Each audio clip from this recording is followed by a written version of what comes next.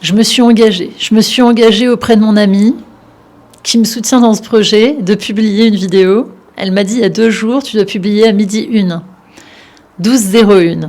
Donc je prends l'heure américaine et ce sera avant minuit ce soir. Et ça va me permettre d'attaquer un sujet parce que finalement, par quoi on commence ? Par quoi on commence quand on veut changer de vie ? Par quoi on commence quand on veut changer soi-même ? Il n'y a pas de réponse à ça. Il faut juste commencer. Et au début, c'est maladroit. On est maladroit au début. Et petit à petit, les choses s'affinent. Et donc, je vais parler de l'engagement. L'engagement qu'on doit avoir envers soi-même. Quand cet engagement ne suffit pas, c'est-à-dire qu'on n'arrive pas à s'engager envers soi-même parce qu'on ne tient pas son engagement, il va falloir s'engager envers quelqu'un d'autre. Prenez un ami, prenez quelque chose, et au fur et à mesure qu'on se sent mieux dans sa vie, on va augmenter ce niveau d'engagement jusqu'à temps d'arriver à faire des choses qui demandent de plus en plus d'efforts. Notamment moi, là, j'ai choisi de changer de vie en 2019. J'ai choisi ma liberté au détriment de ma sécurité. Ça veut dire ne pas viser l'argent et viser le temps que je me suis octroyé pour me requinquer, pour aller mieux, pour réparer mon cerveau.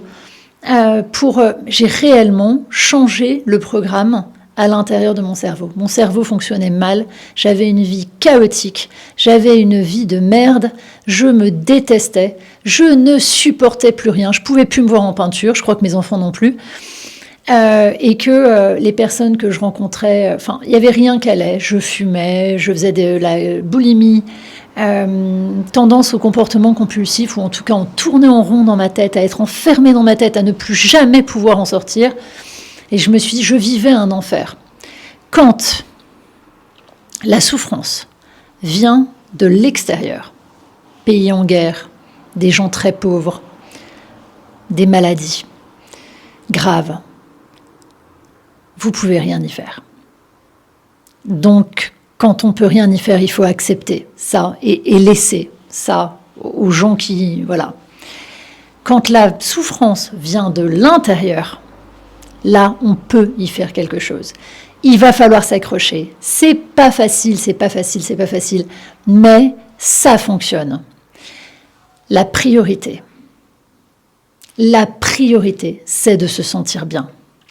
Le problème, c'est qu'on a une tête et qu'on a un corps, et que les deux marchent en symphonie. Quand la tête va mal, le corps va mal. Et quand la tête d'un seul coup décide d'aller bien, le corps va toujours mal. Et quand le corps va mal, il va dire « Ah non, c'est pas comme ça qu'on doit se sentir ». Il est habitué à cet état physiologique, toute cette chimie qu'il y a à l'intérieur. Et sans le savoir, je me suis engagée à me baigner en eau froide pour mon ami qui est aujourd'hui décédé. Et j'ai rétabli la chimie à l'intérieur. J'ai mis en pause ce cerveau émotionnel, je suis hypersensible. C'est un fonctionnement très particulier. Je ne le savais pas. Je suis hypersensible. Je vois tout, j'entends tout, je me rappelle de tout. Si on me parle de quelque chose d'un peu violent, je suis capable de faire un cauchemar la nuit. Je suis obligée de ne pas être trop exposée. Et maintenant, je sais me protéger, je sais vivre avec ça. Mais j'avais le sentiment d'être complètement folle. Je ne suis pas folle, je vais bien, je vais même plutôt pas mal comparé à tout ce que je vois autour de moi. Mais c'est dramatique, cette santé mentale qui s'altère. Ma petite sœur est rentrée aujourd'hui en maison de repos. Elle fait une dépression, donc ils appellent ça je ne me rappelle plus le terme exact. Et hier, elle m'envoie un message et elle me dit on va faire de la cohérence cardiaque, des ateliers d'écriture. On va faire de la marche le matin, 1h15 de marche. Il y a une piscine, on va se baigner. Et bon, bref, les repas équilibrés, puisque j'ai vu qu'elle m'avait envoyé une photo avec des lentilles. Et là, je me dis, mais en fait, pourquoi les gens aujourd'hui ne le font pas ? Parce que quand là, elle est dans un cadre où tout le monde va la pousser à le faire, où elle est dans un groupe, où les gens le font, je veux dire, vous êtes inscrit à une marche le matin. Le problème, c'est de faire ça quand on est seul. Et c'est surtout de faire passer ça en priorité dans votre vie quand d'un seul coup vous allez plus bien. Dieu sait qu'on n'est pas responsable de ce qui nous arrive dans notre vie, mais il y a une chose dont on est responsable à 200%, c'est l'état dans lequel on est. Et je veux pas paraître trop dur, je veux pas paraître, mais je vous assure, je vous le jure sur la tête de mes enfants, c'est que presque le bonheur c'est chimique. Et quand on s'occupe de ça, et qu'on accepte qu'il y ait des choses qu'on ne puisse pas contrôler, qu'on accepte qu'il y ait des choses que c'est comme ça, qu'on ne comprenne pas, quand on finit par accepter, on arrête de se faire du mal. Tant qu'on n'accepte pas, on boit notre propre poison. Et je suis restée enfermée dans ma tête, j'ai bu mon propre poison, comme je pense que je me suis intoxiquée vivante. J'en ai eu envie de mourir. Donc aujourd'hui, toute cette machine-là, c'est l'usine la plus performante que vous puissiez trouver sur cette planète à l'heure actuelle. Si petit qu'on soit dans cet univers. Et on arrive à se gâcher la vie avec notre cerveau. Ce cerveau qui a évolué des millions d'années pour nous offrir 2 outils qui vous font énormément souffrir et qui m'ont fait énormément souffrir. 2 outils juste magnifiques quand on apprend à les utiliser, la mémoire et l'imagination. Le cerveau est naturellement négatif. On va systématiquement se rappeler des choses négatives. Je ne réussissais même plus à me reconnecter avec des souvenirs heureux de mon enfance. Donc il y en a certains qui vont dire mais il n'y en a pas. Moi j'en ai pas. C'est pas possible que tu n'en aies pas. C'est pas possible de ne pas en avoir. Et je me suis rappelé des petites choses, mais j'ai fait des efforts monstrueux et j'ai utilisé la méditation. Sauf que personne veut s'allonger par terre et méditer. Sauf que quand on va mal, est-ce que c'est pas notre priorité d'aller bien? Parce que quand on va bien, c'est là que les choses sont possibles. C'est là qu'on retrouve une perception du monde qui est moins erronée. Quand on se sent mal, qu'on est fatigué, j'ai traversé 3 jours là où j'étais pas bien. Moi, c'est une urgence vitale maintenant de me sentir bien.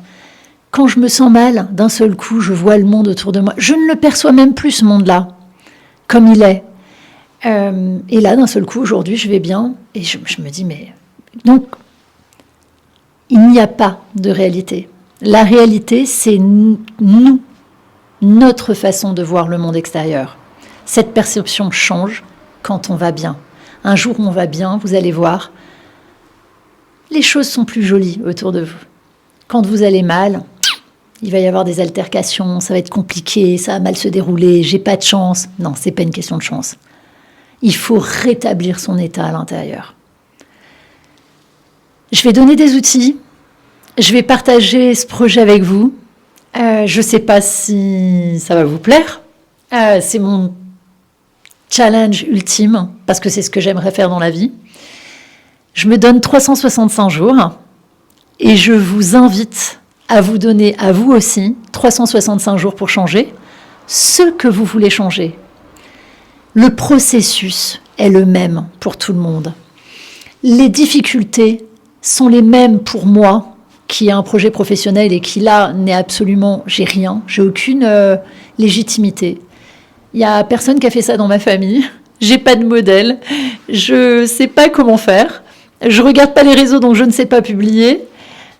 Mais par contre, le processus de changement entraîne les mêmes difficultés pour tout le monde, que ce soit pour perdre du poids, pour changer de projet professionnel, pour peut-être déménager pour certains, pour se séparer pour certains, pour se mettre en couple, chercher quelqu'un. Il va falloir gérer la peur, il va falloir se faire confiance, il va falloir oser, il va falloir oser dire non, il va falloir choisir les gens qu'on fréquente, parce qu'il y a des gens qui nous soutiennent et il y en a d'autres qui ne nous soutiennent pas. Donc on a tous le même challenge. Et voilà, et j'espère que ce voyage va vous plaire. J'ai créé une pièce, ce sera l'intérieur de moi-même, que je vais vous faire visiter en vous invitant à visiter l'intérieur de vous-même et à faire ce que j'ai fait. Parce que quand on fait ces choses-là et qu'on prend le temps, attention, il faut investir du temps, quand on prend le temps de s'intéresser à sa vie, la vie s'intéresse à nous. Si on laisse les choses faire, il y a des aventures. Mais perso, moi, je préfère la vie que j'ai aujourd'hui. Je vous salue et je vous dis à bientôt.